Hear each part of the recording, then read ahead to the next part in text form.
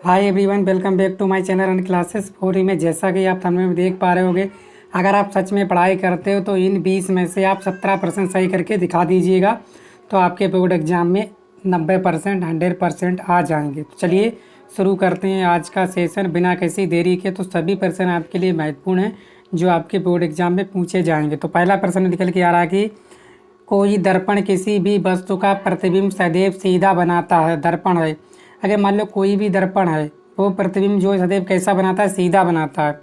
तो फिर दर्पण क्या हो सकता है? केवल समतल, केवल अवतल, केवल उत्तल, या तो समतल अथवा उत्तल। तो कौन सा हो सकता है? तो इसका आपको सही आंसर करना है, ठीक है ना।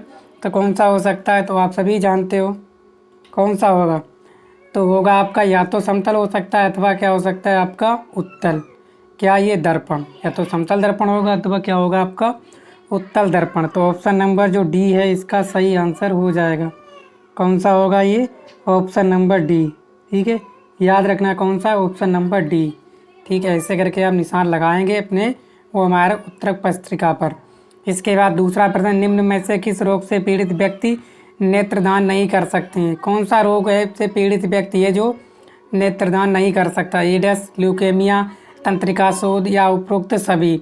अगर आपको एड्स है, ल्यूकेमिया है, तंत्रिका का शोथ है और उपरोक्त सभी, यानी कि आपको एड्स है तब भी आप नेत्रदान नहीं कर सकते, ठीक है ना। अगर ल्यूकेमिया है तब भी आप नेत्रदान नहीं कर सकते, तंत्रिका का शोथ है तब भी आप नेत्रदान नहीं कर सकते। इसका आंसर क्या हो जाएगा? उपरोक्त सभी।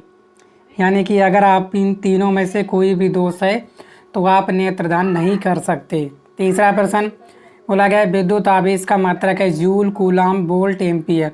तो विद्युत आवेश का मात्रक क्या होता है? तो आप सभी जानते हो कि यह क्या होता है आपका कूलाम, ठीक है। क्या होता है? कूलाम। जूल का मात्रक किसका होता है? विद्युत ऊर्जा। किसका होता है? विद्युत ऊर्जा। मैं लिखे दे रहा हूँ, आप तैयार कर लेना। ये किसका होता है? आपका विद्युत विभवांतर। किसका होता है? विद्युत विभवांतर का होता है वोल्ट। और एम्पियर किसका होता है? विद्युत धारा। किसका होता है? आपका विद्युत धारा। तैयार कर लेना, ठीक है। चलिए इसके बाद एक विद्युत यूनिट बराबर है 1 जूल/सेकेंड या 1 किलोवाट घंटा या 1 किलोवाट घंटा या 1 HP हार्स पावर, ठीक है ना, घंटा। तो आपका एक यूनिट जो बराबर होती है वो होती है किलोवाट घंटा। ऑप्शन नंबर जो सी है बिल्कुल सही आंसर है इसका। क्या हो जाएगा? 1 किलोवाट घंटा 1 यूनिट के बराबर होती है। इम्पोर्टेंट प्रश्न है, सभी आप तैयार कर लीजिएगा। पांचवा प्रश्न बोला गया प्रेरित विद्युत धारा की दिशा ज्ञात करने के नियम है।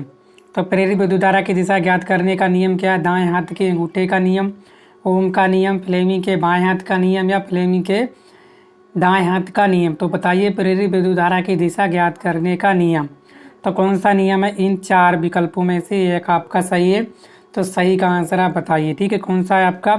फ्लेमिंग के दाएं हाथ का नियम। अगर आपकी कोई विद्युत धारा प्रेरित हो रही है तो किसकी दिशा किससे ज्ञात करेंगे? फ्लेमिंग के दाएं हाथ का नियम।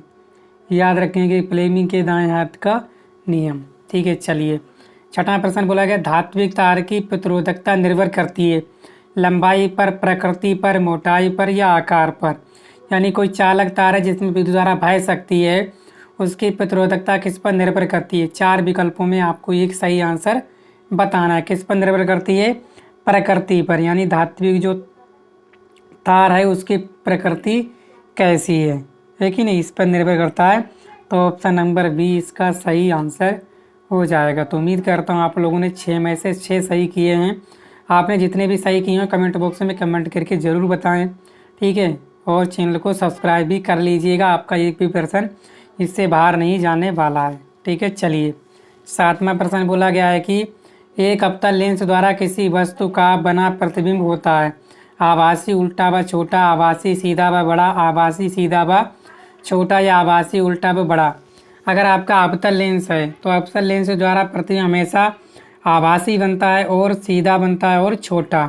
तो ऑप्शन नंबर सी इसका सही आंसर हो जाएगा। कैसा बनेगा आपका?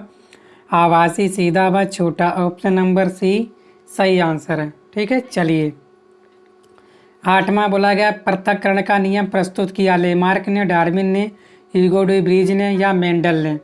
तो पृथक्करण का नियम प्रस्तुत किसने किया? सही आंसर बताना है। तो पृथक्करण का नियम जो है किसने प्रस्तुत किया? तो वो किया आपके मेंडल ने। किसने किया था? मेंडल ने। ऑप्शन नंबर डी इसका सही आंसर है। किसने किया था? मेंडल ने। इसके बाद मनुष्य में गुणसूत्रों की संख्या होती है 44, 45, 46, 47। तो बताइएगा मनुष्य में गुणसूत्रों की संख्या कितनी होती है? तो आप जानते हो मनुष्य में कितने 23 जोड़े होते हैं गुणसूत्र के। तो 23 कितनी हो जाएगी संख्या? संख्या हो जाएगी आपकी 46। कितनी हो जाएगी? 46। ऑप्शन नंबर सी इसका सही आंसर है। कितना हो जाएगा आपका? 46। ठीक है, चलिए गुणसूत्रों की संख्या कितनी हो गई? 46। समझ में आ गया? चलिए इसके बाद आपका, ठीक है चलिए इसके बाद निम्न में कौन पराग कोष में पाए जाते हैं? 10वें का बताना है। निम्न में कौन पराग कोष में पाए जाते हैं?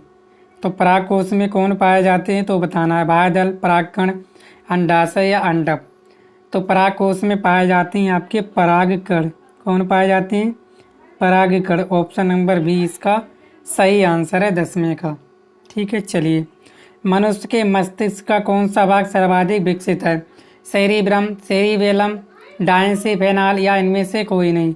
तो मनुष्य का सर्वाधिक विकसित कौन सा है? तो वो है आपका सेरिब्रम। कौन सा है? सेरिब्रम। ऑप्शन नंबर ए बिल्कुल सही आंसर है। कौन सा है आपका? सेरिब्रम। ठीक है, चलिए इसके बाद 12वां क्रम रूप परिशेषिका भाग है। छोटी आंत का, वृद्धांत का या सीकम का या कोलन का? तो आप सभी जानते हो जो क्रम रूप परिशेषिका भाग है वो होता है आपका सीकम का। किसका होता है? सीकम। ऑप्शन नंबर सी सही आंसर है। याद रखना आप लोग किसका होता है? सीकम का। ठीक है, इसके बाद 13वां बोला गया पेप्सिन है। पेप्सिन क्या है? वसा है, एंजाइम है, हार्मोन है या विटामिन है? तो पेप्सिन क्या है? सही आंसर बताना है इन 4 विकल्पों में। ठीक है, मोस्ट इम्पोर्टेंट है, आपके पेपर में आते हैं। ठीक है ना? तो क्या है? तो ये होता है आपका वसा। पेप्सिन क्या है? आपके वसा। ऑप्शन नंबर ए इसका सही आंसर है। क्या है पेप्सिन? पेप्सिन है आपकी वसा। ठीक है, याद रखेंगे आप लोग। चलिए नेक्स्ट देखते हैं। 14 बोला गया आहार नाल के पेशी संकुचन को कहते हैं। क्रमाकुंचन, पाचन, परिसंचरण या अपशोषण? तो आहार नाल के पेशी संकुचन को क्या कहते हैं? सही आंसर बताना है 14वें का। तो 14वें का जो सही आंसर हो जाएगा वो उसे कहते हैं हम लोग क्रमाकुंचन। क्या कहते हैं? क्रमाकुंचन। ऑप्शन नंबर ए इसका सही आंसर है 14वें का। आहार नाल के पेशी संकुचन को हम लोग क्रमाकुंचन कहते हैं। इसके बाद 15वां एथिल अल्कोहल का आयपेशी नाम। एथिल अल्कोहल का क्या बताना है? आयपेशी नाम बताना है। देखो कितने कार्बन है? 1 2 कार्बन है कि नहीं? और क्या है आपका? OH ग्रुप है। OH वाले के क्या लगाते हैं आप लोग? आल लगाते हो। और 2 कार्बन वाले को क्या लिखते हो? एथ। और सिंगल बॉन्ड है तो क्या हो जाएगा? एथे आल। ठीक है, तो क्या हो जाएगा? एथेनॉल। तो ऑप्शन नंबर सी इसका सही आंसर हो जाएगा। ठीक है, क्या हो जाएगा एथिल अल्कोहल का आयपेशी नाम? एथेनॉल। इसके बाद सिनाबार अयस्क है। कापर का, मरकरी का, चांदी का या लेड का? सिनेबार किसका अयस्क है? तो सिनेबार होता है आपका मरकरी। मरकरी मतलब Hg का। ठीक है, तो ऑप्शन नंबर इसका बी सही आंसर है। मरकरी का होता है आपका सिनाबार अयस्क। 17वां 25 डिग्री सेंटीग्रेड ताप पर शुद्ध जल का pH मान। शुद्ध जल का pH मान कितना होता है? तो आप सभी जानते हो 7 से कम तथा 0 से अधिक, 0 7 से अधिक तथा 14 से कम। तो शुद्ध जल का pH मान होता है आपका 7। कितना होता है? 7। उदासीन। इसे क्या बोल सकते हैं आप? उदासीन। अगर इसकी जगह क्या आ जाए आपका? उदासीन, तो उदासीन आपका सही हो जाएगा। ठीक है, याद रखना।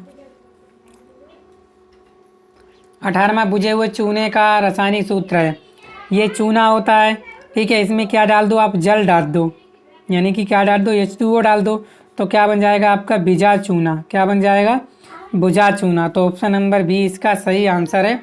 बुझे चूने का सूत्र यानी पानी का क्या होता है? ये होता है। आप कन्फ्यूजन ना हो। ठीक है, अब सही है। क्या होता है? H2O। यानी चूने में आप जल डाल दो तो बन जाता है बुझा चूना। इसके बाद Zn plus H2SO4, ZnSO4 plus H2, ये गैस बन के उड़ गई। अभिक्रिया है। कैसी अभिक्रिया? देखो इसमें Zn ने किसको विस्थापित कर दिया? किसने किसको विस्थापित कर दिया? हाइड्रोजन को विस्थापित कर दिया और इसके स्थान पर आ गया। तो ये कैसी अभिक्रिया हो गई आपकी? विस्थापन अभिक्रिया। ऑप्शन नंबर बी इसका सही आंसर है। क्लोरोफार्म का रासायनिक सूत्र बताइए। तो क्लोरोफॉर्म का रासायनिक सूत्र क्या होता है? CHCl3CH3CL या कार्बन टेट्राक्लोराइड, ठीक है, या इनमें से कोई नहीं। तो क्लोरोफॉर्म का याद रखेंगे CHCl3, ठीक है। ये मोस्ट इम्पोर्टेंट क्वेश्चन है। तो उम्मीद करता हूँ आप लोग समझ पाए होंगे सभी प्रश्नों को। आपके 20 में से कितने सही हुए? अगर 20 में से 18 आपने सही कर दिए तो समझ लीजिए आपकी तैयारी बहुत ही बेहतरीन है, ठीक है।